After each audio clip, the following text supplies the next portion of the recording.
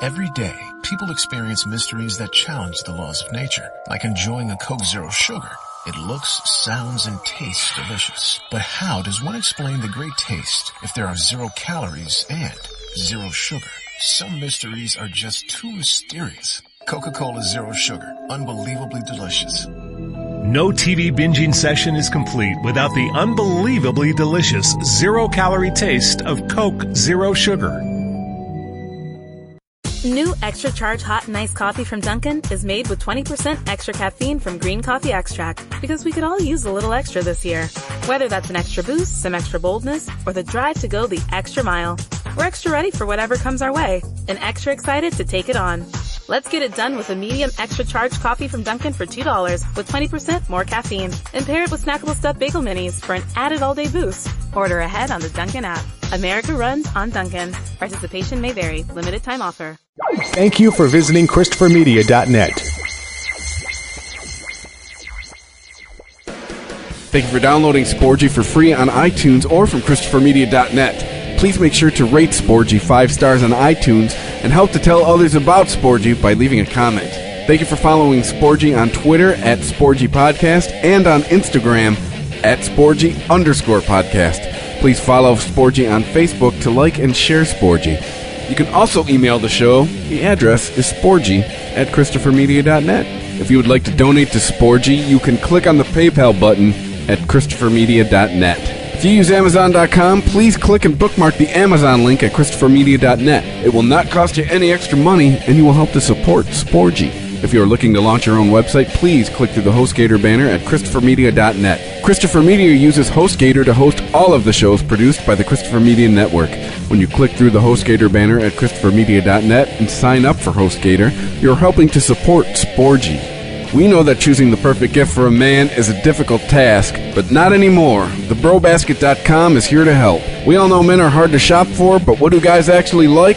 Their favorite alcohol, that's what. It could be craft beer, wine, whiskey, scotch, or tequila. TheBroBasket.com will put it in a gift basket full of their favorite gear and goodies. You can customize your own Bro Basket or choose from a variety of different Bro Baskets, like the Ultimate Import Sampler, the Jack and Coke gift set, or the Junior Executive gift basket. Boozeless, but still cool, Bro Baskets are also available. TheBroBasket.com gives you many shipping options to choose from, including rush delivery and Saturdays. 21 and over, please. State and local laws apply. Beer, wine, and liquor are not available for shipping in all states. You can help to support Christopher Media by clicking through the BroBasket.com banner at ChristopherMedia.net. Men used to be hard to shop for. TheBroBasket.com. Christopher Media. Let's make some noise. Welcome to Sporgy, the show that gives you half-ass sports fans giving their half-ass opinions. Now, here are your hosts, Chris and Rich. Welcome to Sporgy number 12? I got 12. We are number 12. Number 12. So who's that, Rich? Who's number 12? Oh, Christ. I'm trying to... So fucking tired. Aaron Rodgers? Oh, yeah. There you go. Oh, Tom Brady? Isn't he number 12? Tom Brady, yeah. All right. Well, we took a little vacation, but we're back, and it's the Olympics, and I couldn't give a shit less, but, there's some things coming out we're going to talk about. It's other two, training camp has started, baseball starting to matter. Yeah, I mean, where should we start first there, Chief? I mean, let's go with the Olympics, get it out of the way. I mean, the big story as of we're recording right now is Phelps just won his 20th gold medal for his career. Mm-hmm. That's, I can't think of a more dominant athlete in his sport in the Olympics in my lifetime. And this is his fourth Olympics, right? I believe so, yeah. How old was he in his first? I mean, even if he's 18, he's 34 now. It might be his third Olympics. I want to say he's like 31. I don't know. Can you compete when you're in? Well, yeah. All those gymnasts are like in their teens still. Mm-hmm. I remember when I hit a certain age was realizing that wow, the gymnasts I watched on TV are younger than me, and I'm not even old enough to legally smoke yet. It was just weird. So yeah, maybe he has. Because I think he's like 31 or 32. The man was born in 1985, June 30th. So he's 31? So yeah, you're right. He is 31. So damn, minus 60. He's 15 years old. His first Olympics. Doesn't sound right to me, but it might be. I don't know. His first one was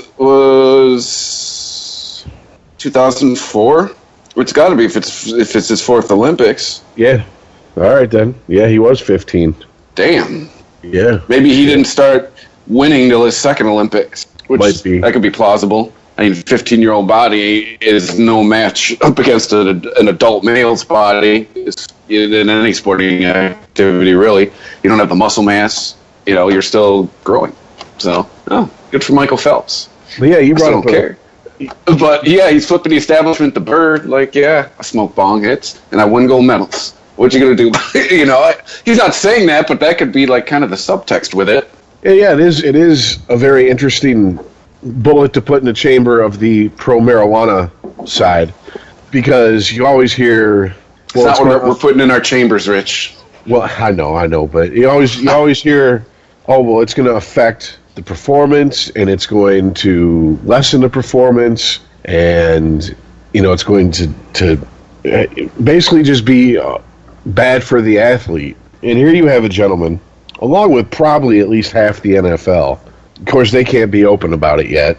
But, here you have a guy, 31 years old, and he's been dominant at least for the last 8 years in his sport in the Olympics, the last 3 Olympics. Mm-hmm. I mean, we're talking scorched earth policy dominant. No one has fucked with him. Even if he didn't win a gold medal one time, you can't tell me who did.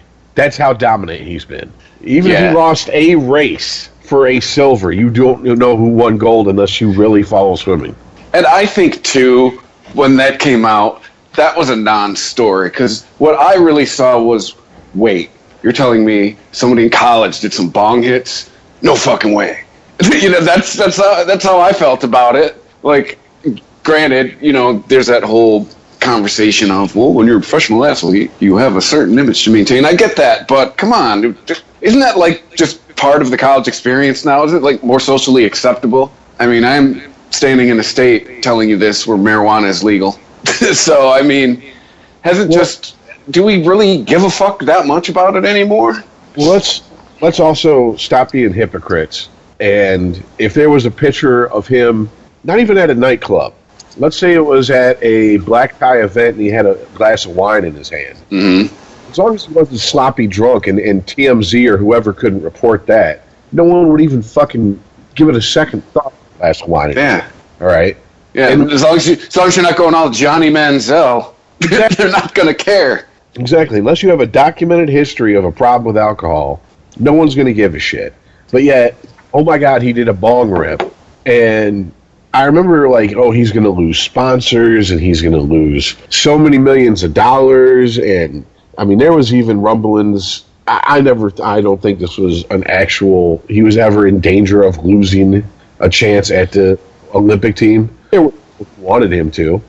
And they were vocal, just like any idiot minority. They tend to be more vocal than the majority of people who are like, what the fuck ever, I don't care. Is he hurting anybody? And in the end, if he's hurting someone, he's hurting himself. And we'll find out when he goes to try out for the team. Yeah. But this isn't pay to get into the Olympics. This isn't your crotch droppings little league that you pay and then he has to play and they have to bat him. That's how come the lineup has 15 fucking players in it. This is the best of the best. If he wasn't the best, he wouldn't be there. So to me, it just right there, it disarms the anti-marijuana crowd with their, it's going to affect performance. And like I said, I mean, how many former NFL players have come out?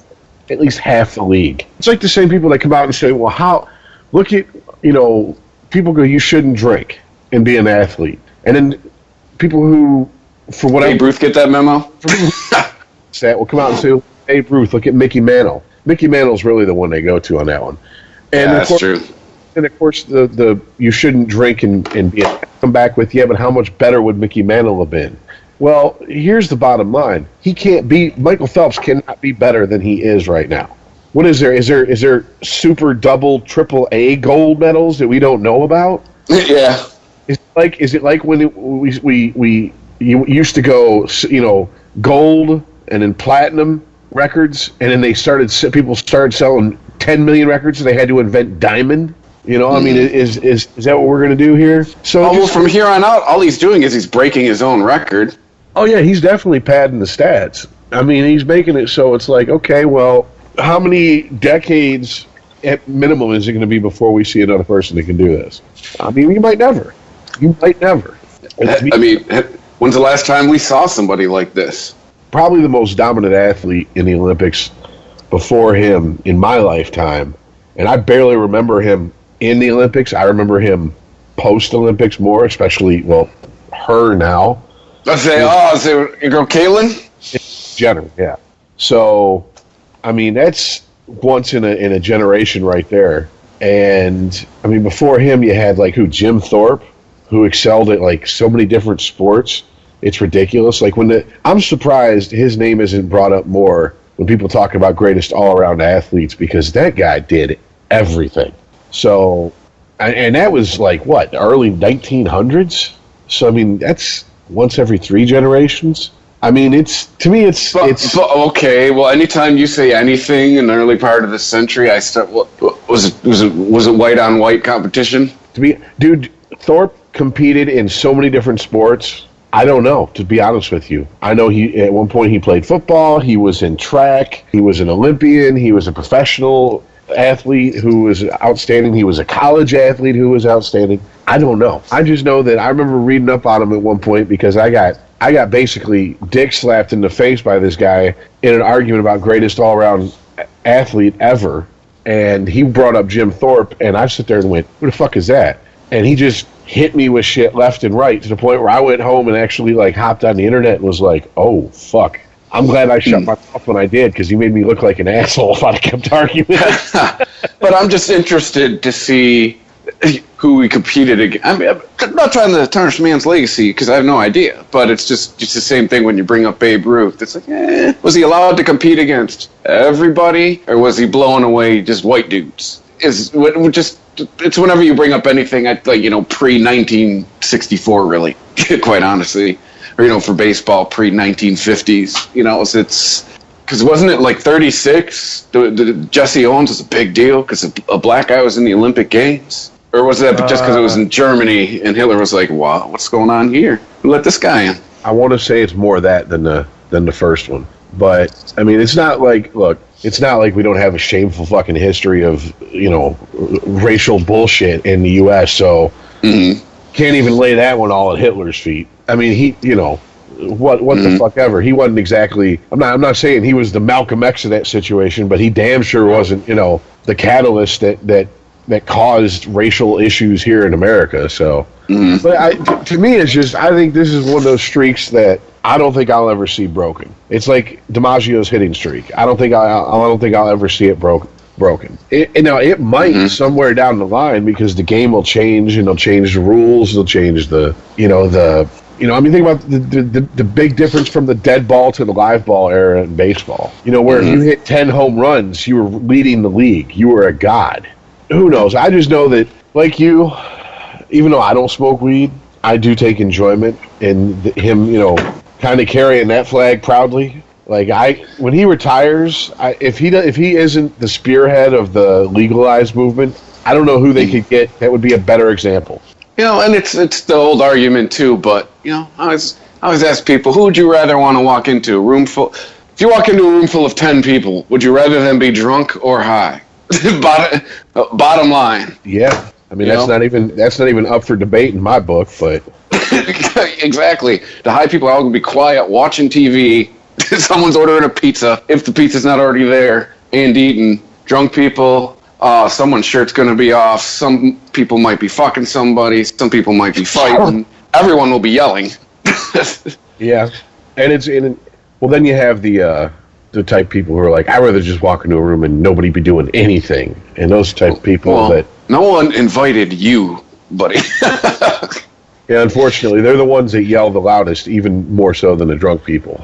So, yeah. But staying on the Olympics here for a sec, just like you, I really don't give a shit, about the Olympics. Haven't in a lot of years. When I was a kid, I kind of liked the swimming and diving events because I did a lot of swimming and shit, and I used to back in when I wore a younger and thinner man's clothes. I used to actually get up on platforms and dive off them, not with any degree of like I was not good at it, but I had fun doing it. So I like to watch, men, women didn't matter, because I just go, that shit's insane. But now, being definitely an outsider looking in, I'm just amazed at some of the shit that I'm just reading. I mean, we're what? Olympics opening ceremonies was Friday? Yeah. Okay, we're 4 days in, and stories are just rolling in of like perfect example. I'm going to butcher names here. So get the fuck over it if you're listening, or send us an email or post on Facebook or Twitter about how I don't know how to read names, whatever. Anyways, Simone Biles, I'm guessing that's how it's pronounced, 16, she's a U.S. gymnast, and she became the first black world champion. And apparently, an Italian gymnast decided that she was going to make a joke, in her opinion, and say, maybe next time we'll paint our skin black so we can win. What? Well, here's the thing. The chick who said it came in 5th anyways. So, What are you crowing about? I mean, that's... You didn't come in 2nd. Yeah, her argument holds a lot more water if she comes in 2nd, 3rd. But yeah, down in 5th, you're now in the realm of sour grapes. Yeah. And then, of course... the backlash comes out, and of course it's on social media, like everything is these days. She went to Twitter and she said, I want to apologize with the American girls. I didn't want to sound rude or racist. I love Simone. I'm a huge fan of the U.S. gymnastics team. I've made a mistake. I'm not perfect. I was too nervous and I didn't think about what I was saying. I'm just human. I'm so sorry. And of course, I'm not a racist. Here's my thing. I don't know gymnastics that well, but I'm pretty much thinking that if you are going to be on the U.S. Olympic team and you're going to be on the Italian Olympic team, you're probably not training together. Mm-hmm. You get what I'm coming from? You're not sharing training, competing, and living outside of that together. You would rather her have owned it, wouldn't you have? Well, I mean, okay, if I'm on a sports team, if I play professional baseball and on the road, and on my team is like one of my best friends, and he's black and I'm white, and we room together when we're on the road. We hang out together during the games, before the games, outside of the games. There might be some jokes that if you heard them from the outside, you'd be like, oh shit, they just got all racial with each other. But they're jokes to us. For her to claim it's a joke and like, I love her and I'm a huge fan. Well, you should know, one, you don't crack jokes like that about someone that you're not that close with in public. Yeah. If that's a joke between you and her, you crack it to her. It's like... You like the rest of us tell your racial jokes in your living room among your friends. or you wait till... If you're really that close with her, and let's say she did come in 2nd, you wait till you're off the podium and you're away from the cameras and shit, and you lean over and go, next time I'm going to paint myself black so I can win. You know what I'm saying? You crack the joke to her, not to somebody completely unrelated to her. It gets overheard, and then you're sorry because you got caught. But it's funny to me because I thought we were kind of over this shit. Oh, fuck no. No, in sports. I mean, because, remember about 20 years ago when Tiger won his first major and that dude come out and it was like, well, I guess he's going to go celebrate by eating some fried chicken and watermelon or something. Oh, Fuzzy Zeller. Yes. Yeah. And it's like, okay, that was 20 years ago. And people were like, dude, did you just say what the fuck we thought you said? Are you serious? We don't care that you're the old crazy uncle who... everyone hates to be around at Thanksgiving. Mm-hmm. You don't fucking say shit like that. The fuck is wrong with you? So maybe it's because you name me one athlete in the last 20 years in the baseball, football, NBA, hockey who you think would come out and say some shit that blatant. Charles Barkley. Barkley, I got to give a pass to because Barkley rips on everybody. Well, that's what I'm saying. Yeah. I thought I gave him a fair answer. You would say some crazy shit. John Rocker?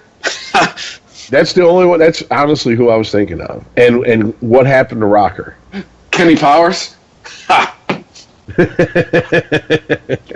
Yeah. Well. Oh, you mean Jew York? Yeah, it's all right, I guess. Well, yeah. So right there, I'm like, all right, maybe maybe in Italy they don't have as complicated of a racial issue as we do here. So they don't understand that you can't joke about certain things in public unless you have that pass that says you can. And I don't know. To be honest with you, don't really give a fuck enough to know about. It's like Patrice O'Neill says, I'm an American, I'm allowed to be arrogant. Like, everybody knows who our president is, and then someone from, like, Uruguay comes up and goes, you know who my president is? And I'm like, I don't want to hear that shit. Go away. Go on. I don't have to know who your president is. Go on. So I don't really care what fucking goes on in Italy as far as the inner working politics and shit of their sports people. I just think it's funny that she's sorry she got caught. That's what she's sorry about. But the thing is most of these apologies nowadays, that's what they are. Whether it's in sports or anything else. It's pretty much, it should just be like, I'm sorry I got caught. I'm sorry you're all pissed off now. There's not a lot of, there's something to be said for owning something, and I think that might be some of the appeal of Donald Trump. That's a different podcast. Come back August 20th, by the way, unregimented. But yeah, I just feel any of these apologies nowadays, it's pretty much just that's what it's saying. When Kobe was making his apology, I'm sorry. It should have said, I'm sorry I got caught fucking white bitches. Like, it's really all it is anymore. None of these apologies are sincere. No one cares. She put that out there so she can keep being on the Italian gymnastics team. Yeah, and placing fifth. So she most likely will be an also-ran. If this isn't, because I think she's 18, which is like, what, 40 in the NBA for a gymnast? Yeah. So she maybe, if she's really lucky and stays in really, really good shape, has one more Olympics left in her, and if she's placing fifth, maybe she's running the top third of her team, and that'll buy her a spot on the end of the bench. I don't know. Once again, I don't know the ins and outs and workings of gymnastics enough, nor do I. Oh, Rich. She's getting old, right? She needs to get that edge back. You know who she could call? A-Rod. A-Rod's hook up. Oh, yeah. His PED supplier. They're like, listen, I know you just retired, so let me get that number so I can win this gold medal. Yeah. Hey, decent point, because here's what I think's funny. Isn't A-Rod, and yeah, that's a segue into. I'm trying to segue, Rich. No, I got you. But I was thinking, I had one more story, but it doesn't really matter because it's once again about bullshit in the Olympics and. What was it? Is it the Japanese dude who ran up $5,000 phone bill playing Pokemon Go? Apparently, and I'll just throw it out there, and then because I don't even know how to pronounce this guy, Al Trautwig. Apparently, there's the same American gymnast they got the comment about from the Italian gymnast was adopted by her grandparents, and he refers to when they show her grandparents in the crowd. He goes, well, there's her grandparents, and people are like, why aren't you calling them her parents? And he responded back with, because they're her grandparents, they're not her mom and dad. So Emily Mingus, name doesn't mean anything to me. Supposedly she's somebody because she's covered in this article. Came back, said stop calling her parents, her grandfather and grandmother. Stop calling her parents, her grandfather and his wife, because apparently I guess grandpa got remarried. Nellie is more important than his wife. I'm assuming it's her step grandmother. And B, they are her parents. So this is, once again, we have to raise hell about semantics and can't even... Dude, okay, my grandmother pretty much raised me. You know what I called her? I called her what she asked me to call her. She asked me to call her Nana, so I called her Nana. To the day she died. All right? If I was on TV and I was a sports person and someone said, there's Richard and his proud grandmother in the stands, I wouldn't be like, oh, she's my Nana. She's not my... But it's just bull. So that's the thing, though. People get upset over semantics. First of all, they don't fucking know you called her Nana. Shut the fuck up. Shouldn't that be the end of the argument? Like, I think the last thing the announcers needed to be briefed on was what you know what I'm saying, is what you call them. Exactly. Like, they got better shit to worry about. They don't give a fuck about you. They're filling time with you, and they're moving on. If you win something, they'll talk about you again. Well, I think the one thing I wanted to say was, I think this speaks to, and I don't necessarily care about the backlash, and I don't necessarily care about what he calls the announcer, what he feels is right to call him or not. I think this is how much we don't give a shit about the Olympics, that we have to turn it into some sort of human interest story. Yeah, exactly. You know, it's not just enough that these are the best athletes at these sports each country has to offer. There has to be some story arc to them, and you know, it's well, they came from this, and then they overcame this, and then now they're here, and blah blah blah. And it's like, look, can't they just be good athletes? I mean, I get that we're America. We want entertainment constantly. And we want our athletes, a.k.a. entertainers, to have entertaining backstories. I mean, this is just ridiculous. Like, everybody has to have a fucking rags to riches story or overcoming something story. Well, isn't that like the American Idol effect, though? Isn't that like where that came from? Is the whole backstory phenomenon thing? I mean, isn't that a byproduct of that? Yeah, I mean, I'd say reality TV, but yeah, American Idol. Hey! And look who's on the fucking Olympics. Ryan fucking Seacrest. You think that's a coincidence? I bet you he's the one doing that shit. Well, I mean, because what a lot of people real sports do it too. So, because a lot of people don't know about that guy is he's a big he's, you know, other than being, you know, fucking vanilla talent, he's a producer. Like, he produces like the Kardashian shows and shit. He produces a whole shit ton of shows for E. So. Oh no, he learned from Dick Clark. That man is going to hand down wealth to his family when he dies. They're not going to be rich. They're going to be wealthy. Wealthy, yeah. Yeah, and I mean, I don't like Brewster's Millions in today's money. Wealthy. Like, I don't know how they're going to blow it, but that's neither here nor there. So that was just a little story. Now back to A-Rod. A-Rod, of course, says he's retiring at the end of the week. 5 years too late?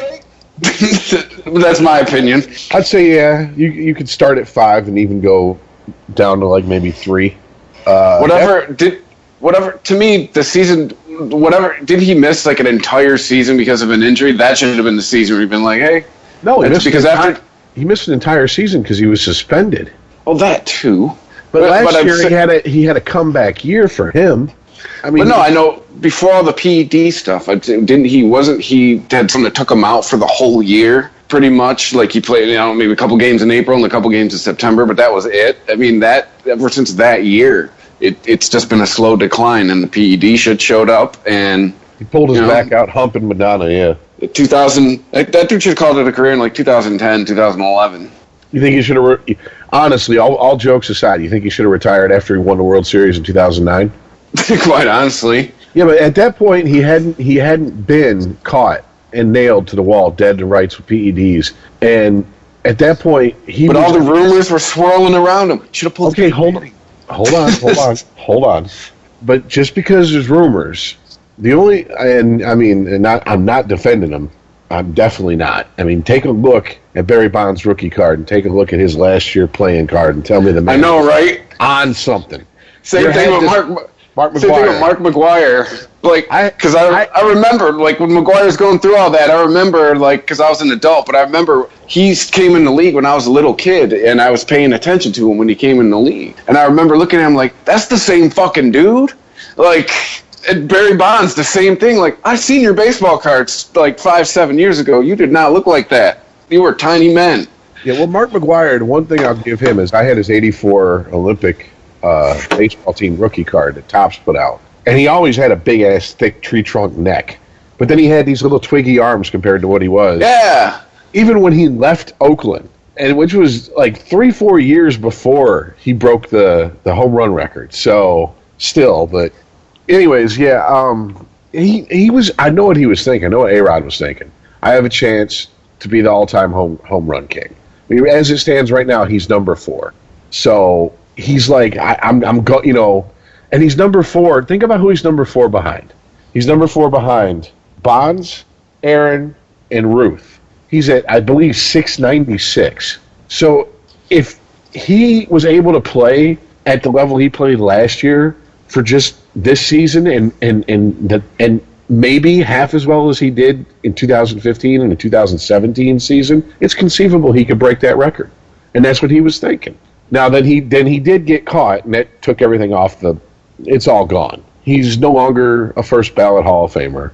He's definitely...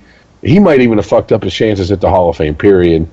I mean, the sports writers for baseball are the most finicky of any buddy who votes anybody into the Hall of Fame in any sport. So yeah, there's a lot of guys that they won't vote in first time where I've been like, what? Huh? Like, that's, to me, the baseball's got to have the most politics with some of the votes that, I don't know. And I think letting writers vote is dumb, but that's just me. Well, I mean, it was said before Bonds was even, maybe not suspected of juicing, but before it became, like, blatantly obvious he had done it and was doing it, that he wasn't going to be a first ballot Hall of Famer simply because of his attitude. Mm-hmm. Now, to me, if you're talking the Hall of Fame, it should be based on your numbers, period. If you have guys like Ty Cobb in there, I mean, Ty Cobb was probably the biggest bastard in all of sports. I mean, I can't really think of anyone who played at his level who was that much of a cocksucker. By the way, if I was in studio right now, we would be listening to Jim Leland yelling at Barry Bonds again. But I'm not. I'm on the road. Gotcha. But, yeah, so if he's in, you know, you can't let, well, I don't like the guy, and the guy was a dick to writers. Keep him out. But that's all, like you said, that's all politics. What I think is funny is that A-Rod is getting a position in the front office with the Yankees. What, and pumping interns? And I'm like, okay, are you fucking serious? They're hiring him for the front office. The Yankees who...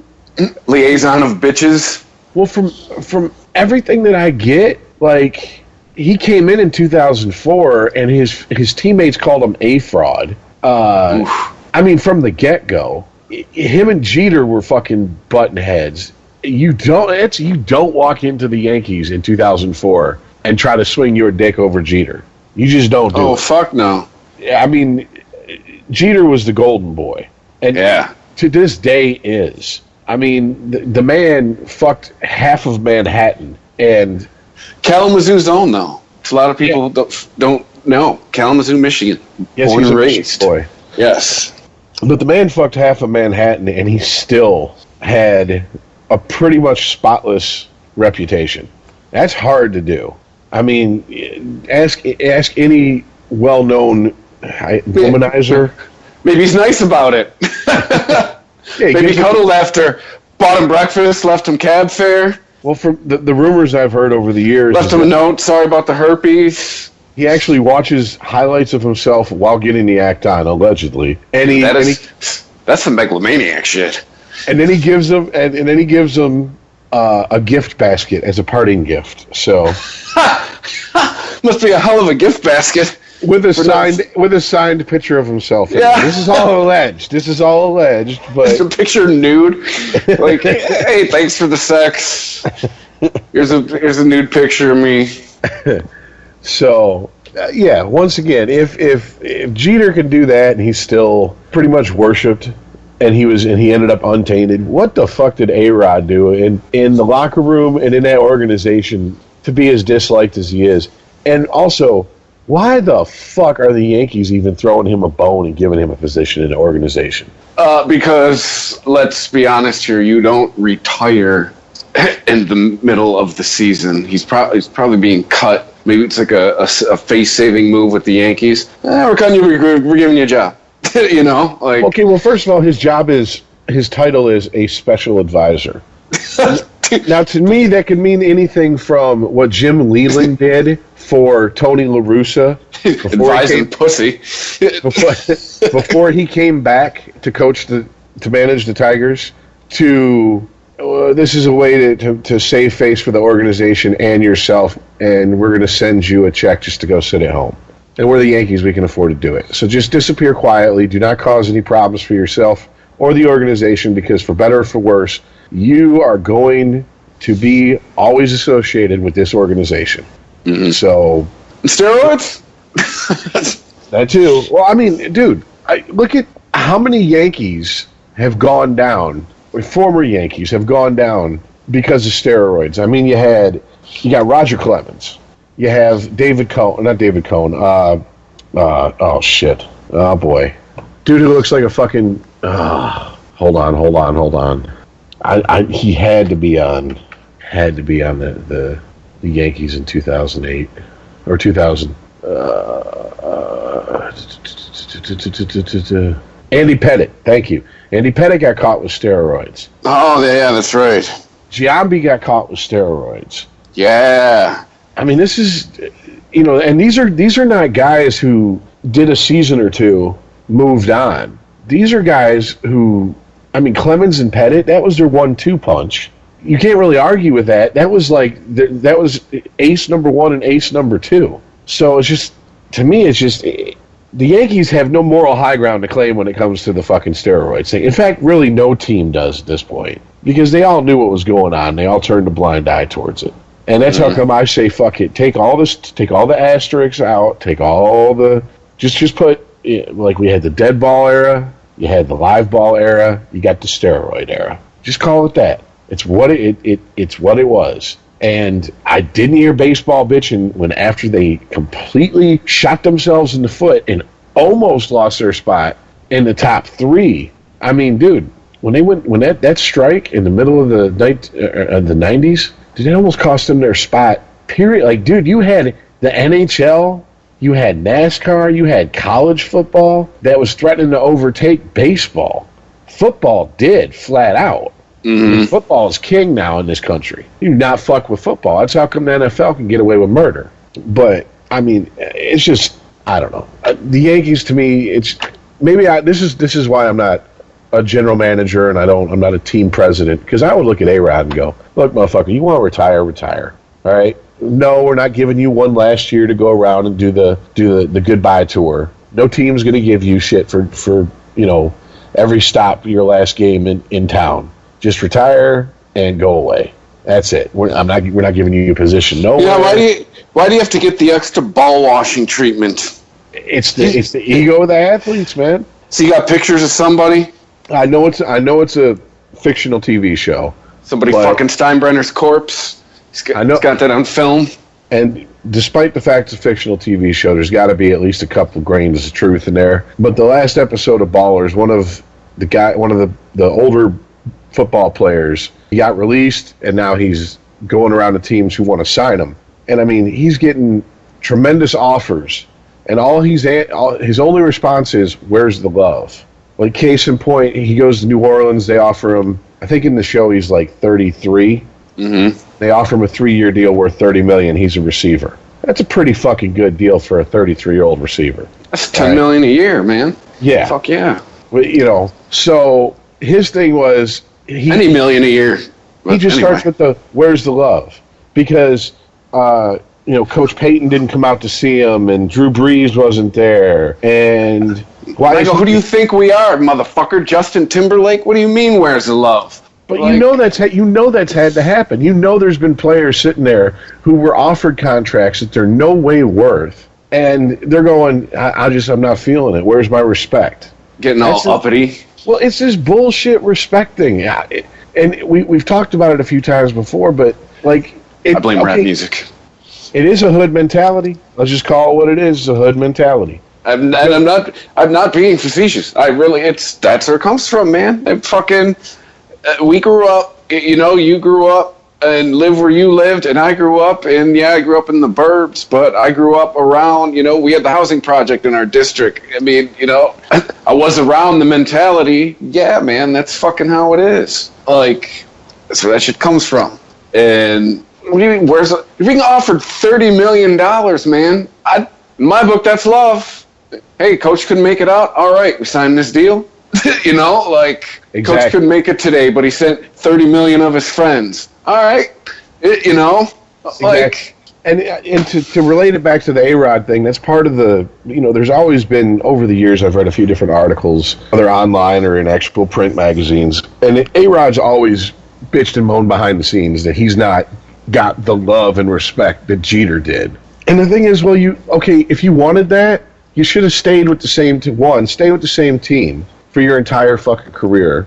2, keep your fucking nose clean. And 3, don't be a prima donna about shit. You never, ever heard about problems with Jeter and negotiating of his contract. Rich, those 3 things that is a bridge too far for a lot of dudes. I mean, just pick a few 30 for 30s, and that'll be like 3 common threads between, what half of those things are about. Dudes who couldn't do those 3 things. Well, staying with the same team. It's a pretty short list, man. It ain't, you know what I'm saying? Staying with the same teams is kind of a hard thing to do these days. I'll give that one that helps your case. That's the gravy on the mashed potatoes to help your case. If you want that respect and the love that Jeter gets. But I mean, still, I don't. With the keeping your nose clean, the only thing I can think of maybe is we've talked about it. And we know it goes on, is when someone figures out you're good at sports at a young age, you all of a sudden just start getting shit handed to you and handed to you and handed to you. You just keep getting bailed out and bailed out and bailed out. And I think it's the fear of they don't have the fear of something to lose. Like me personally, like I got a job 3-4 years ago where I got like a 33% raise. And holy shit, am I afraid to lose that? I'm keeping my nose clean, making sure I'm doing a good job, all that stuff. And I think these dudes, they don't get that feeling because they've just been by the time they get to the pros, it's been decades of blowjobs and ass kissing and sweeping shit under the rug. And I think maybe the fear, or the lack of a fear of nothing to lose hurts half of these dudes. Like maybe it'll just be like, oh, whatever, I'll just go to another team. Maybe it's that kind of attitude. It's someone will sign me. Jerry Jones will sign anybody. Maybe that's out there. Well, it's you definitely once you start get treated like royalty and you get over the awkward. Well, I mean, some people don't even have that awkward like, whoa, why am I being treated like this stage? Some people are like, you damn right, that's how I should have been treated since the day I fucking fell out my mom's fucking crotch. That's right. Yeah. See, I'm not wired like that, man. Like, I was telling someone about when I got promoted this week, one of the people in the stores. I was like, wait, you're going to pay me to do what? And you're going to pay me more? And I'm going to be doing less physical work? Huh? All right. But I'm not wired to be like, yeah, that's right. It's about time. Should have been paying me this 8 years ago. No, it's not. I guess maybe I'm not fully alpha male like that. Maybe is that an attitude that it takes to be in sports, or do you think maybe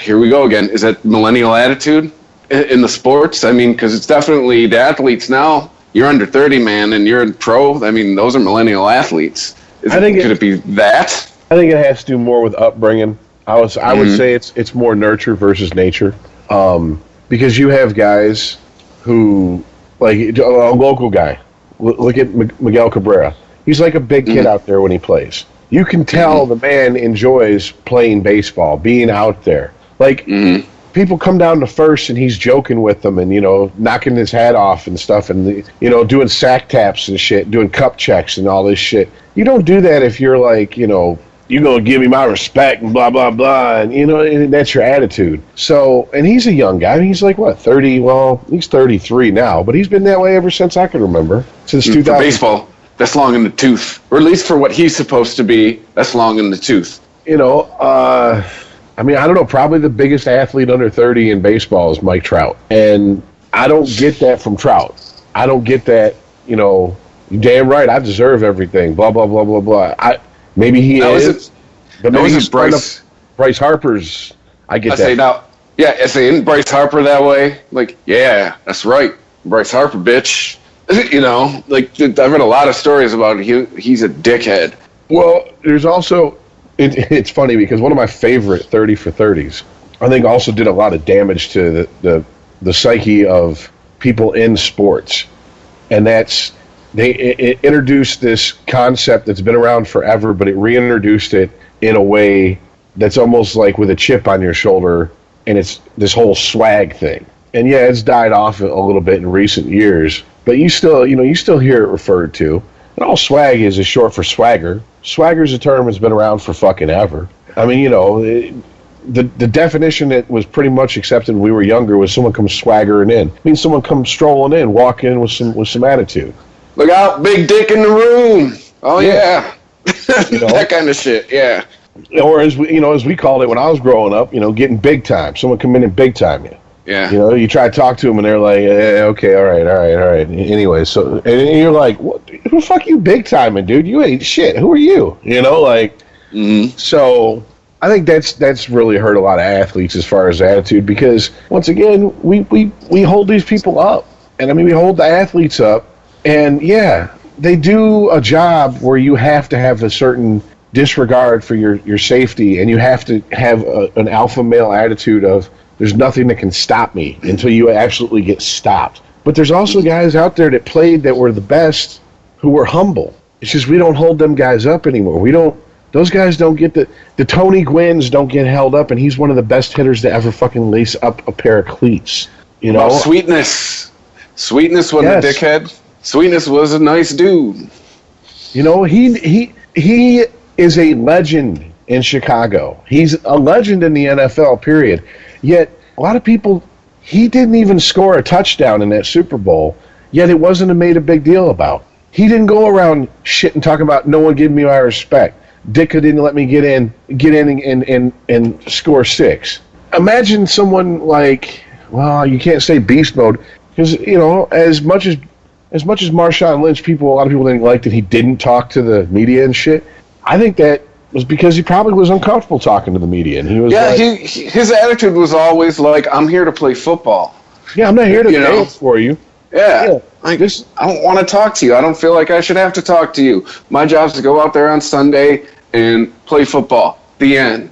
Because I think he really was kind of more in tune with what I don't think a lot of guys that play any of these sports are that much anymore. Is like, dude, I get paid an obscene amount of money to play a game, so I'm just going to go play the game. He knew that's what it was. Like, I'm just a football player, man. I got nothing to say. And probably, too, with the way the media is now, he's probably watched a bunch of his peers get their words twisted and be like, fuck that, I ain't talking to them. I'll leave it on the field. You could talk about what you saw on the field, exactly. And, I mean, and on the flip side of him, because as much as I respected Lynch for having that attitude, even though I'd understand it makes a reporter's job hard, almost impossible. But I get it. He's like, look, man, you know why I'm here. I'm not about that talk. I'm just about what I do on the field. Yeah, all right? I'm all about that action, boss. Exactly.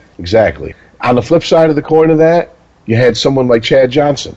I never had a problem with the shit Chad Johnson pulled, because I think Chad Johnson actually enjoyed playing the game. I think it was Cinco? Yeah, I think it was. He was self-aware enough to know that he was goofing on himself some of those times, but he was also kind of cocky with his shit. Whereas a guy like Terrell Owens, I just think didn't get it. I don't think Terrell Owens. I'll never forget a couple years after he retired. I don't know if he was forced out or he had actually retired, but his little reality show, there was clips of it going around, and he's sitting there crying, and he's like, I don't have anything. I don't have any money. Nobody will sign me. Blah, blah, blah, blah, blah. And I'm going, yeah, this is what people were trying to warn you about, dipshit. You made everybody hate you. You burned every bridge that you crossed. This is what happens. Eventually the talent goes away. Your body will betray you. Now what do you have? Nothing. I mean, I guarantee we'll see Chad Johnson somewhere down the road, maybe not on a national level, but definitely on a local level or on a smaller national level, doing football games or college football or something. Mm-hmm. And Terrell Owens probably could have done the same thing if he hadn't put fucking fire to every bridge he crossed. Now, what would be really ironic is if we saw Marshawn Lynch doing football games. I know, right? And all of a sudden he's talking to him, and he's like, hey, guys, how you doing today? Great team down here at the stadium. He's like the most... He's like, he becomes the best announcer ever, goes in the Announcer Hall of Fame. Have you ever seen, he did a couple skits with Gronk and Conan playing Madden or something like that? Did you ever see those? No. the dude's funny. I mean, he's funny and he talks, but he's just like he's real reserved. He has to trust the situation. He has to trust. Did you ever watch The League? Bit, yeah. Some not religiously, but yeah.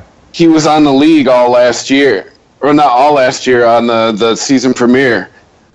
And it was great because the scene he was in, it was totally fucking playing on that last play in the Super Bowl. Because the guy was like, "Hey man, pass me that beer." He's like, "Give it to me, I'll get it there." He's like, "No man, you can throw it." He's like, "No, give me the soda, I will get it to you." They're like, "No, just throw it." You know, like yeah. See, and once again, there you go. He didn't flip out about that. Mm-hmm.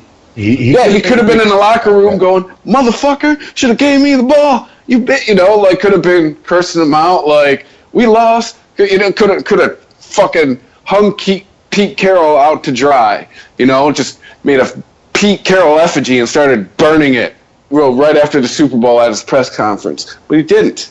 No, that was the fans that started doing that shit. Yeah. I mean, as much as they love Pete Carroll out in Seattle, because I know a couple people who are natives from out there. Also, they're still real sour about not getting that Super Bowl. They're like, really?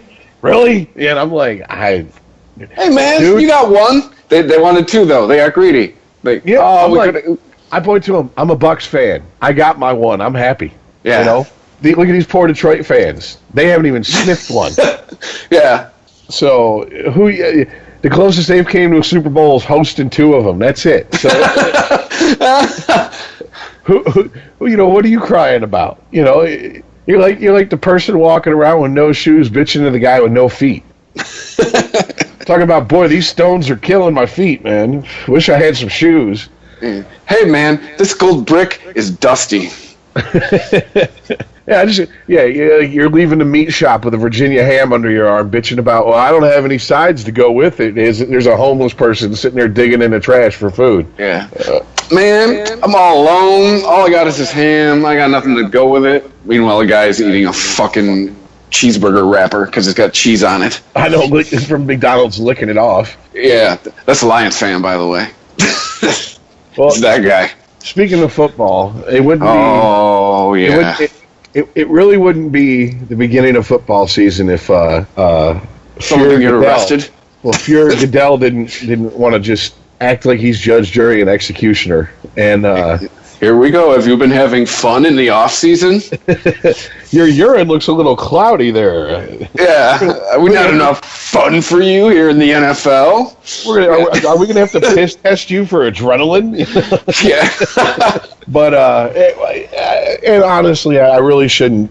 I shouldn't come down too hard on Goodell for this because because this incident isn't like that. No, it's Aqib Talib, and he actually was drafted by the Buccaneers, so I'm well aware of his fuckery. Well, anyways, apparently there was.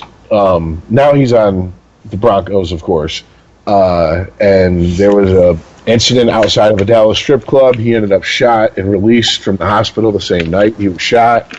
This was in June, and people close to the incident and close to the entire situation are saying that he's going to end up with half the season. And there's been some rumblings that, well, wait a minute, he hasn't even been charged, let alone convicted. You know, what are you suspending him for? And shenanigans is what the official reason. It's on ESPN.com. Shenanigans. No, it's not. It's fucking with you. The people who are pro-Goodell is, well, because he's Roger Goodell and he can do what the fuck he wants. It's his league. But I think there is, I was being facetious, but I think there is some credence to my shenanigans argument. That's probably why he's doing it is, you know, knock that shit off, guys. Stop going out to the, you know, because let's be honest, unless he's Plaxico Burress, probably didn't accidentally get shot. You know, it could have been running his mouth or someone running his mouth to him. It could be him trying to send a message going, don't put yourselves in those situations, fuckheads. Stop it. You know, we're going to, maybe he's being made an example. Hey, man, Ray, at least he's not Ray Rice, all right? You know, Ray Rice was probably in the heart of his career, and peace out. That's it. You might play CFL, maybe. And I can't. Greg Hardy's playing football. Here's the most fucked up thing about the whole Ray Rice thing, is that you can't be logical and reasonable about it because of his detractors. Not because of any other reason. Because that fucked up our fantasy football season that year, by the way. But you could point your finger at so many players who've done worse and were given second, third chances, fourth chances. Yeah. Who weren't blacklisted for the rest of their fucking lives from the sport that they played. Greg Hardy was involved in a murder. Someone no longer is breathing because of him. He is playing football. But Ray Rice slapped his wife in the elevator. Might slapped her too hard because he had to drag her out. But still, I mean, are they both heinous crimes? Yes. But obviously, loss of life, much more. And that dude's playing football. That's fucked up. Well, once again, the squeaky wheel gets the grease. And we have decided as a society that we're just going to act like domestic violence is something that only happens to women, and it's only bad when it happens to women. And when because we've talked about this in a prior episode, there's lesbians in the WNBA, domestic violence cases. Nobody's fucking blacklisted from ever playing basketball again. It's not front page news. You know, Hope Solo beats the shit out of her boyfriend. She's playing in the Olympics. All right, she's not banned for life. None of this shit. It's just we've decided as a society. I wasn't asked, but we didn't even get a chance to vote. But we all have to live under the rule that we can't say anything like, "Well, gee, maybe he's paying too steep of a price." Well, I think this goes back to one of my new favorite phrases lately because it applies so much. Is we're back to things not fitting a narrative. It's not fitting the picture you want to paint, so we won't talk about it, and we will only talk about the things we would like to talk about because we have an agenda. Well, I mean, once again, I kind of feel, I mean, it's a completely different level of seriousness. One is domestic violence, which is, yes, a very serious issue, and one is players are basically at the whim of what Goodell wants to do to them.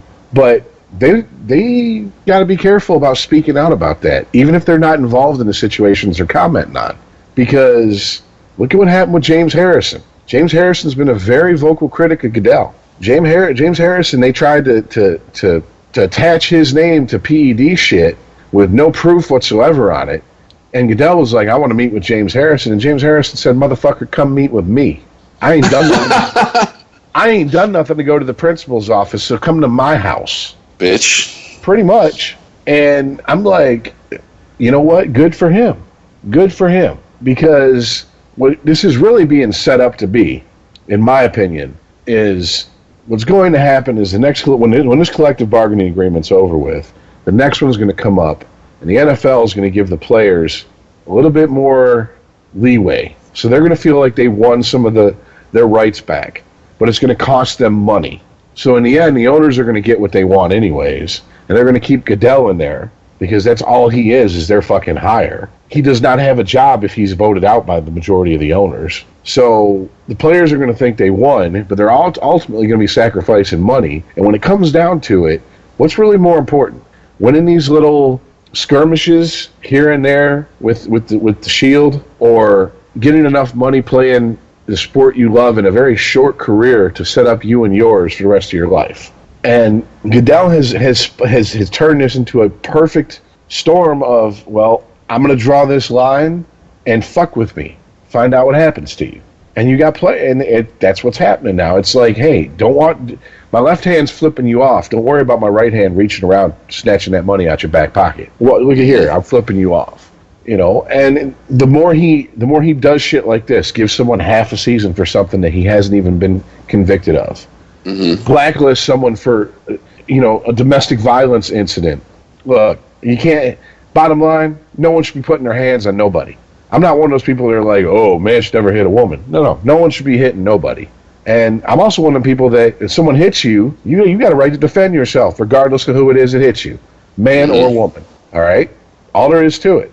I mean, if if Ray Rice would have smacked his wife, and his wife, for whatever reason, had a blade on her, pulled it out, and fucked him up, I wouldn't want to be the deciding member on that jury because she'd walk. I'd be like, well, look at that big motherfucker, look at her. Yeah, she smacked on him, hit him, but, I mean, you ain't got to knock the bitch out.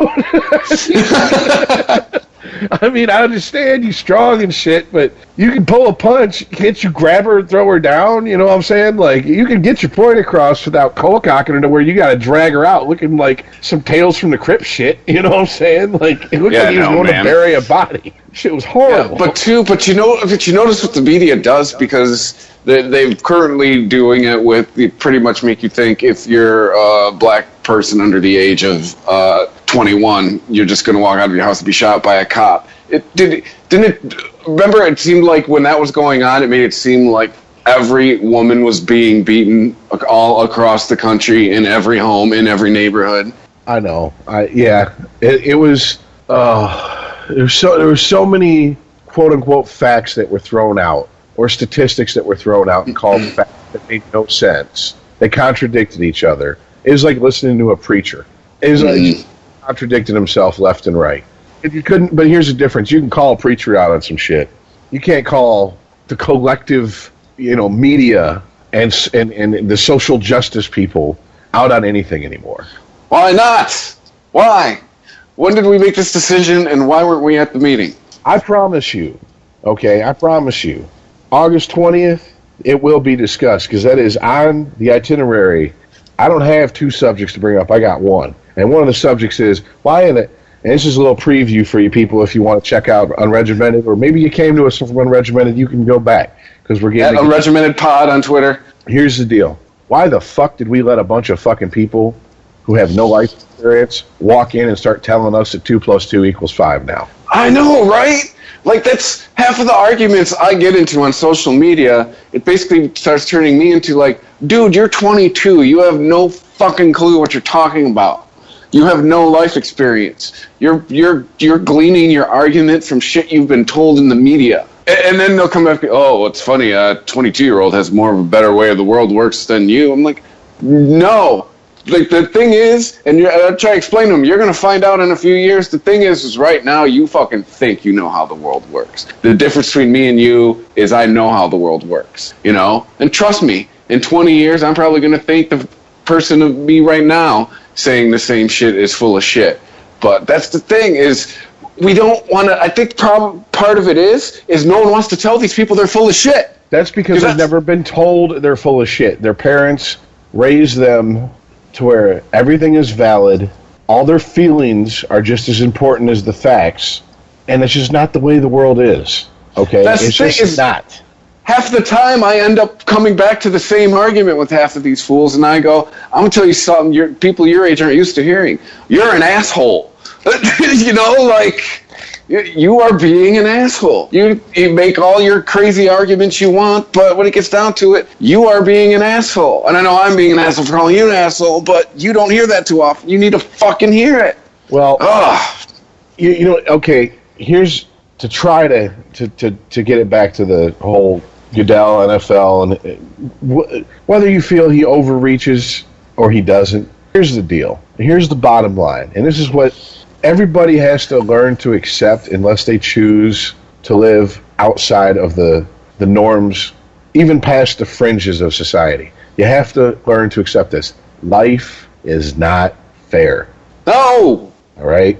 You can do everything right. You could go to the right college. You could play the top to where you're the top person on your team. You could keep your nose clean. You could graduate with a 4.0. You could be number 1 draft pick. You could, you're starting as a rookie. You're quarterback for the Dallas Cowboys. All right. Well, who the fuck have America? I just said them because, well, not really. They're not really America's team anymore, but people consider them that. Some people do. All right. And the first time the ball gets hit, you drop back, you get hit, and your career's over with a Joe Theismann type hit. Mm-hmm. Life is not fair. Okay. Life doesn't care if you're white, black, rich, poor. Death don't give a shit. Life don't give a shit. You can't argue with it. You can't legislate it, and you can't go, well, it's not fair. So we need to come up with new terms for this. I heard one of the greatest things I've ever heard in the last couple of weeks, and it is there's a difference between something, between unfairness and inequity. And most of the things we complain about now are things that are unfair, and we're not focusing on the inequities. Well, like they're things that we just want to complain about rather than things that have actual solutions. That's also a problem, because that I see is that, and I'm just as guilty of it as people that I chastise for it. But I think a lot of it is that we're no longer solution oriented. No, that's the thing, is we're not looking. Yeah, we don't want to end racism. We don't want to end fucking gender inequality. We don't want to end homelessness. Then people won't have shit to complain about. Well, okay. We just want to go on record that we think it's wrong, like that kind of shit. Okay, this is how and to relate it to sports. This is one of my favorite targets, and he will be until he's no longer commissioner of the NHL. Oh, here we go, Mr. Bullshit Bettman. Okay, perfect example of just intellectual dishonesty at the top, and it trickles down into a sport. He's said for years he wants to phase out fighting to where it's ultimately banned. Well, he'll never ban it, but if you get into one fight, you're suspended for the season. That's basically a ban on fighting. Mm-hmm. Okay, he wants to do that for the health and safety of his players in the NHL. Yet, 3 weeks ago, he testifies and gives a public statement saying there's no connection between brain injury and CTE. By the experts that we paid. That's what they found. Yeah, okay. But you're worried about the health and safety of your players fighting. But you're not worried about the fact that people that you didn't pay to tell you what you wanted them to tell you are all in universal agreement that, yeah, there is a connection. Okay, that's the type of shit. When I go, I've gotten to the point where all I can do is use what little bit of a voice I have to go, see this shit? I can't do anything about it by myself. But if enough people get pissed off about it and they want his ass out and they vote with their dollar, his ass will be out, Mm-hmm. I just saw a great video online. It had Woody Harrelson in it, so I'm assuming it's probably coming from the left a little bit, but I don't really know his politics. I know Woody's on the left? I know he's pro-weed and he's pro-personal freedom, but that could make him a libertarian for all I know. I don't know his every political stance he has, but he said one thing that made a lot of sense. He goes, "You don't like the way a corporation's doing things? Stop buying their products." Yeah. They are there for one thing, to make a profit. Once their profits are cut because of something they're doing, they will stop doing it. Remember that Occupy bullshit? That's what I was trying to scream at everybody, and I was called a fucking right-wing lunatic. Like, what? Like, no. If you really want to bring these motherfuckers down, well, sell your car. Yeah, get a bike, but you're still going to be propping up big bike if you're really concerned about corporations. You're going to have to stop using the bank. You're going to have to stop watching cable. You're going to have to stop using fuel. You're going to have to not buy an iPhone. Like, if that's really your agenda, but it wasn't. It was just fucking dudes, people who could, it was trust fund kids who didn't have a job, or people who fucking had jobs they didn't give a fuck about, an excuse to go camp out in New York for 2 weeks. Well, here's also the problem especially when it comes to sports. NFL is still on free TV, okay, Mm-hmm. and everything gets advertised during an NFL game. Mm-hmm. It's no longer man-centric. There are fucking tampon ads during a NFL game. There are, ads directed towards women.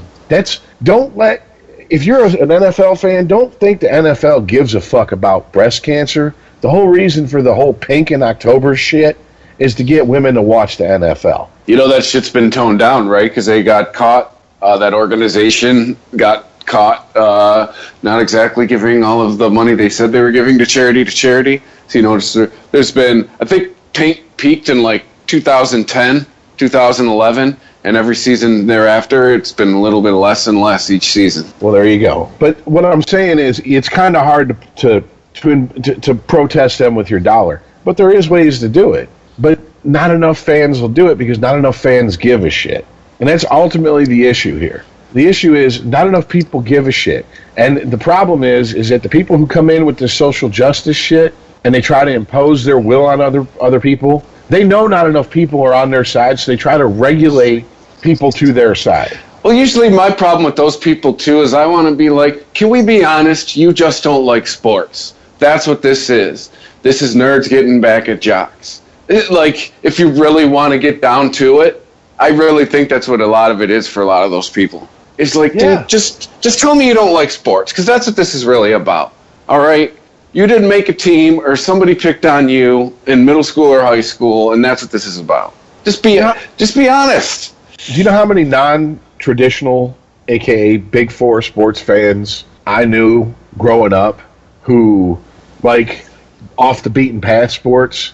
Like, they love the Olympics, or they love, the World Cup, or they love horse racing or NASCAR, but they hate all the rest of the sports. And I'm like, really? I understand there are a percentage of people out there who really enjoy those sports and just don't enjoy other sports. But you're telling me that those are contrarians, man. It's like my buddy I got who says he loves soccer. And it's fucking, his family's from Scotland, and he's been there, and he claims he loves soccer. And every time he talks about it, I'd be like, Mike, stop pretending to like soccer. That's what I want to say to him all the time, dude. And I'll say to him, shut up. I've been there, like that kind of stuff. Like, because we do it every few years as a country when the World Cup happens. Did we talk? Wasn't one on the first Unregimented? We were like, hey, we're pretending to like soccer. It's that time of the year again. Yeah, I mean, I do have friends who actually really like soccer, played soccer. What's that? I better not say that too loud. I'm in Portland Timbers country. It's pretty big out here, actually. But yeah, I mean, I have friends who, they're really into soccer and they're legitimate fans, and I have no problem with it. But people like my stepmother always hated. Here's what I'm getting at more so than anything. She hates organized sports, but she loves the Olympics. What the fuck do you think that is? It's the most organized sport. That's like determining the best in the world. Yeah, but see, her thing is, I'll watch ice skating or diving or something to do with, like, where it's an individual. And I'm like, oh, my God, it's still a competition. Yes. There's still a score. There's still winners and losers. Yes.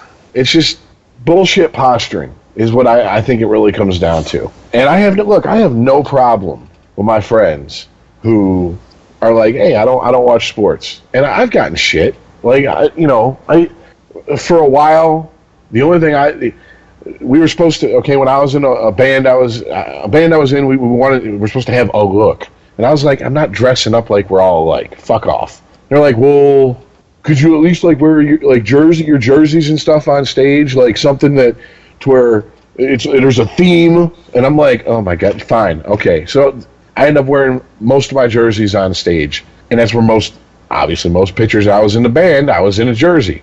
And I had my friends come up to me like, dude, I don't know how to tell you this, but I don't think there's anything more gay than walking around with another man's name on your back. And I'm like, oh, okay, all right. By the way, how's your Dungeons and Dragons campaign going?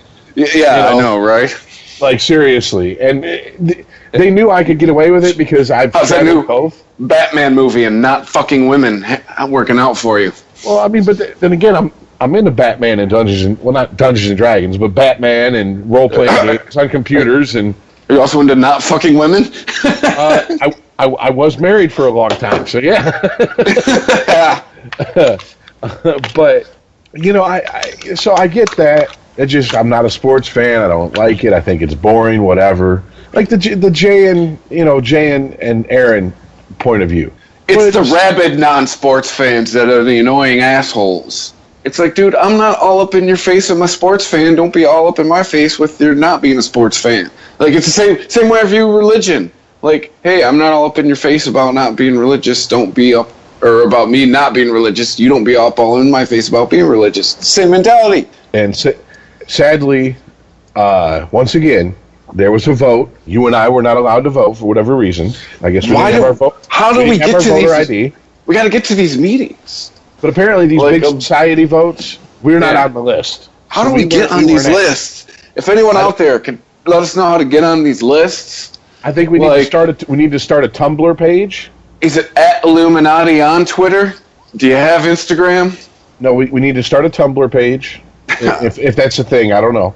We need to come up with our own gender, insist that it's real. Oh my God!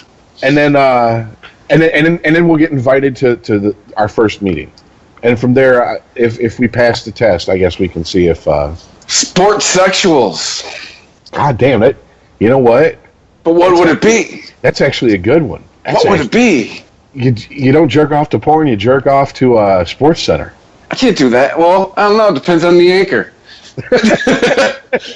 No, because usually the anchors I jerk off to are more on in the morning. These type of meetings to vote on social issues, you can't objectify women. So you can only jerk off to gender fluid men. So you're gonna have to look for the most girlish looking. What's that? Let's say we're gonna have to demonize men. Being rich is bad. What else? This sounds like more like of a Project 4 Unregimented coming back on August 20th. ChristopherMedia.net, iTunes, at Unregimented Pod on Twitter. Well, let's just say that to wrap everything up here, we've got some very interesting shit. Oh, another person who retired. At least we think he's retiring. It got announced today. He's been Michael Jordan it all day. He's retiring. It's a medical thing. Now he's retiring again. Let's get a live update. Real-time update of Prince Fielder.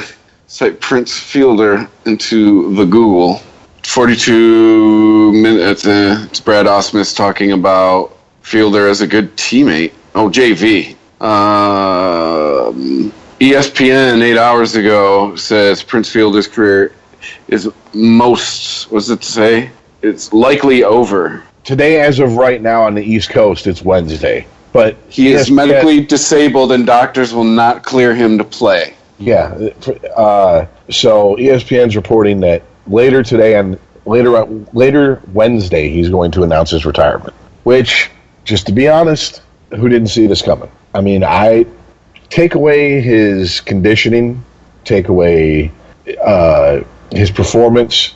I just don't think the gentleman ever had it in him to have a genuine love of the game and to put it before pretty much everything in his life.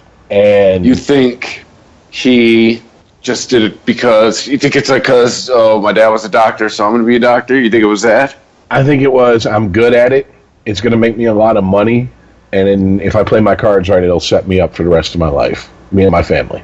And there might have been some daddy issues there because I know that him and it's I don't know how it is outside of Detroit when it comes to Cecil and Prince Fielder, but here in Detroit, it's a very poorly kept secret that there was issues with the two men well into Prince's adulthood. And maybe, hey, dude, daddy and mommy issues have fueled a lot of things in the history of the world. And maybe he wanted to prove to his pops, look, I can be a better player than you ever were. I can reach heights that you couldn't dream of. Now, if he is, here's the irony, though. If that's really how he felt, and if he's really retiring for good tomorrow, him and his dad are both retiring with the exact same amount of home runs. Ha! Yeah. So. Wah, wah. But yeah, the reason I say I don't think fuck you, Dad. I'm just as good as you. Well, I guess that could be kind of fuck you. Like, hey, man, I did it, Mac Ragam, you didn't get better than me. He's like, I didn't get worse, Well, I can make for awkward holidays for the next decade. One of the reasons I say that I don't think he was 100% in the game is his comments after that 2012 World Series. Hey, man, I got kids. And it's ran him out of town, pretty much. What the fuck does that even mean? They're asking you about your performance on the field, and he's going to try to play it like there's bigger things in the world. Of course there's bigger things in the world. There's people starving and being bombed and killed all over the world as you played your little fucking silly game. What the fuck does that have to do with your job? And that's what you're being asked about. I mean, to me, I was like, that's a big red flag. That's a big red flag. I mean, he could have just as easily just said no comment. He could have pulled a Chris Webber, get the fucking cameras out of my face. Came back a couple days later like, look, I was upset. I'm sorry, I handled it wrong. I just didn't want to talk at the moment. I realized it's my job to talk. That's why I'm here now. I'm here to correct that mistake. be more than happy to answer any questions you have now. My bad, everybody. That's all he had to do. And everybody in Detroit would have understood. Because he'd probably be retiring in that D had he not made those comments. I'll tell you what, though, right now, Dombrowski, that's the best one-for-one trade that he ever made. Prince for Ian Kinsler. I mean, before it was Urbina for Polanco, because Polanco came here and was a massive cog in the machine that was the late 2000, early 2010 Tigers. Isn't Urbina the guy that went on to kill his wife? Yeah, and Urbina went overseas and macheted and a guy and then burned a guy alive. Oh, so, yeah. The one his wife is... It's just a dude, but still, yeah. So, Dombrowski's looking pretty good for those two trades right there. So, you know, if I'm the Red Sox, I'm like, hope there's some magic left in his fucking phone when it comes to trading deadline. So, I don't know. Well, it already happened, right? It happened a couple weeks ago. With? No, just the trading deadline. Oh, yeah, but it's the MLB trading deadline. You can still, what does it make trades as long as they're on the 40-man roster and they can clear waivers, then they can be traded, blah, blah, blah. Dude, it's the MLB post-trade deadline and they have to be on your postseason roster if they do clear waivers and make the trade. It's so convoluted, and it's like, oh my God, just move the trading deadline if you want to do it that way. Yeah, I know, right? But it's not the way sports work. We were long past the days of sports. Why do they have a trading deadline? I think that sucks. I've always thought that sucked. Yeah, keep it interesting. Quite honestly. So you want to go right before the day before the playoffs start, a team just unload all its superstars into another team that's going to be going into the playoffs, maybe as like the second wild card? Because I think it's the principle of, like, if you think about it, like, this might be coming out of left field for a lot of people, might to you, but it's the same principle how if you had no minimum wage, the market would balance it out, like, because people just wouldn't work for $3 an hour. If you offer $3 an hour, no one would work for you, like that kind of thing. So I think that kind of mentality would come into play because salary caps are still there, right? Like, I agree with salary caps personally, but that's going to come into play. It's going to be how the same reason the Red Wings can no longer build a fucking Stanley Cup. Those kind of principles are going to come in because teams are going to figure it out. Well, I can't afford to sign all these dudes at this time, and then, you know, because agents will get into the game too, and so, you know what I'm saying? Like, I honestly think they would keep each other. They would keep itself in check personally, because payrolls and budgets would just get blown and spent, and teams would start operating in the black or in the red. Like, yeah, man. I don't know about all that, dude. Just to be honest with you, I don't think that would happen. I think what would happen would be you'd have a lot of teams, because with the salary cap, you've got teams that have learned how to exploit it, and they look for the loopholes.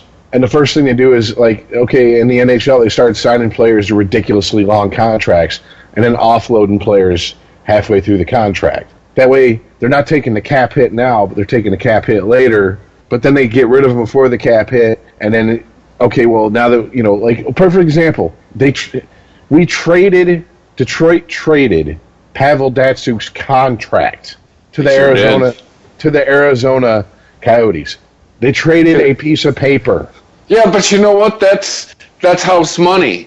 Because the Coyotes are the team that the NHL is running right now. Like, the NHL, I believe, is currently the owners of the Arizona Coyotes. Is this still that way? I believe that's still how it's going on, because when I found that out, I was like, oh, that's right.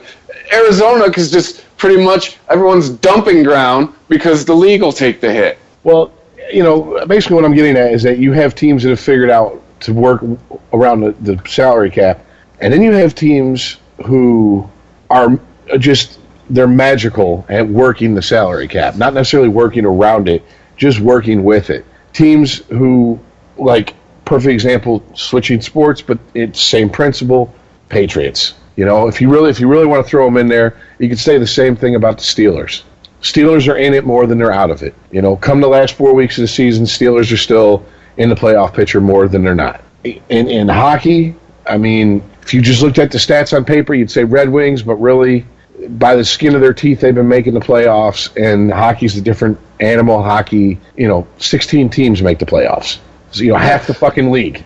So Pavel Datsuk's picture comes up for the Arizona Coyotes roster. He's in Russia. But yeah, run home. I don't know. That's just such a clusterfuck. Salary caps and minimal spending and this and that. It's just like, look, to me, you want to do it this way, do what they do in baseball. Okay, here's you can spend up to this much, and you have a luxury tax after that, and that gets split amongst every other team that's not paying a luxury tax. And then you have to spend a minimum amount to keep a competitive team on the field. You can't pull a major league and put a bunch of fucking AA players out there. Because the bottom line is, something I've had to learn over 39 years, life ain't fair, and the haves are always going to have it more than the have-nots. Every once in a while, the have-nots will squeak on in, but the haves are always going to be there at the bowl first. That's just like in the movie Moneyball. Billy Beane said it. At least it was accredited to him in the book and in the movie. That you have the elite teams, middle of the road teams, 50 feet of shit, and then us and a few other teams. And we got to figure out a way to work our way into the middle of the pack, and then be at the top of the middle of the pack to even have a fighting chance. So, it's in a perfect world, I guess politics and economics wouldn't play in the sports. The minute the first player said, "I'm going to negotiate my contract," that stopped. So, the world we live in now for the entertainment we enjoy. Yeah, man. Oh, well, so that's a good note to go out on. We miss anything else we want to talk about? And we could discuss the fact that fucking the NFL had to cancel its fucking Hall of Fame preseason game. I know, right? What the fuck was so wrong with that field that they had to cancel that game? The only thing I caught was, and I tried to read something about it, was there was something about it, the field being too hard. Or somebody called it, they said it was like playing, maybe it was too sticky, or I don't know. They said it was like playing on tar. So I don't know what that meant, because it's going to be tar, I think of asphalt. Because, but dude, I've watched enough. It'd be a problem, yeah. But I also watched enough fucking documentaries that in Philly at the old vet, that was literally concrete with AstroTurf put over top of it. The vet ended so many players' careers. There was rips in the AstroTurf. They get their fucking cleats stuck. They'd twist their knee. Good night. That's it. Enjoy your retirement. Guys get slammed, separated shoulder. Twice broken collarbone. Pretty much can't fix it to where you can play again. Have a nice one. So what the fuck are they doing out there in Canton? That's what I want to know. Buddy Rob was like, "What's this schoolyard baby bullshit?" like, why are they canceling that game? I was like, I know, it was on Sunday. My day ended early. It was all geared up. I'm like, yeah, man, I'm going to get fucking stoned and watch a football game. Nope. No, I am not. I was like, you fucking clowns. What's going on now? Is this a harbinger for this season? Is this the kind of fuckery we can expect from the NFL this year? It better not be, dude. It better fucking not be. That is supposed to be our first goddamn taste of football, and you took it away from us, man. And there's no plans to make it up. What are we going to do now? We got to wait till the first week of preseason? Isn't that actually, doesn't it start this week or next week? It's this week, I believe. Oh, boy. Oh, man. Getting hard just thinking about it. Well, what I loved is when I sat down a half hour before it was supposed to be kickoff. Turned out, ordered some food. I'm like, okay, I got my drink, I got my pizza, I got my big screen TV. Exactly, I was like, let's do this. Bam, canceled. And then I start hearing ESPN bitching about it's going to cost the NFL $4 million in refunds for tickets, and I'm like, I don't give a fuck about $4 million to the NFL. Do you think the NFL gives a fuck about $4 million? Fuck out of here. You gave America blue balls. Congratulations, NFL. You gave an entire country blue balls. That same thing at Chinese food, at a fresh new oil cartridge. It's like, yeah, hey, here we go. Nope. Thanks for coming out. See you next weekend. Welcome to 4 weeks of football that don't matter. I mean, yeah, it's football on, but I mean, we all know what's going on. You know, Game 3 is the closest thing that matters. Yeah, because that's dress rehearsal for the bench or for the starters. Yep. So I don't know. I'm just excited that, and I'm probably the only one out of us two, but I'm just excited that Hard Knocks is coming back because I love Hard Knocks. I got to start watching the GF as HBO Go. So there you go. Fucking I guess better hold on to that shit. Do my Sporgy homework. My bootleg fucking login went away. It put on its boots and walked. So I had to go the legit route. I was like, really? $15 a month for HBO? Shit. I was like, God damn it. Like, what? Showtime's only $10. All right, then, man. I will talk to you later, bud. Peace. If you enjoy this show and want more people to know about it, head on over to iTunes, leave a comment, and rate it 5 stars. Make sure you like and share us on Facebook, and don't forget to follow us on Twitter. Just search for Christopher Media. Thank you in advance for supporting Christopher Media by clicking on the PayPal button and by clicking through to all the sponsors who support ChristopherMedia.net. Most importantly, we would like to take the time to extend an extra special thanks to you. Christopher Media could not exist without your support. Thank you for visiting ChristopherMedia.net, and thank you for listening. Christopher Media. Let's make some noise. Thank you for visiting ChristopherMedia.net.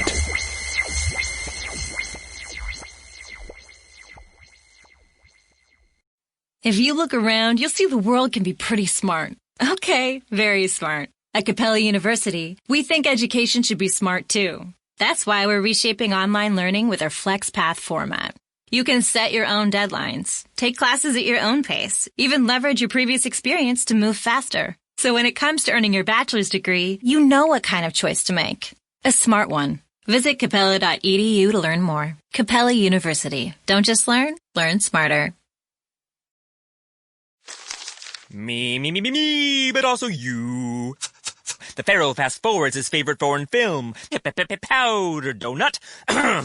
Okay, what's my line? The only line I see here on the script is get options based on your budget with the Name Your Price tool from Progressive. Oh man, that's a tongue twister, huh? I'm sorry, I'm gonna need a few more minutes. Bulbous Walrus, the Bulbous Walrus. The Name Your Price tool, only from Progressive. The owl ran afoul of the comatose coxswain. Progressive Casualty Insurance Company and affiliates. Price and coverage match limited by state law.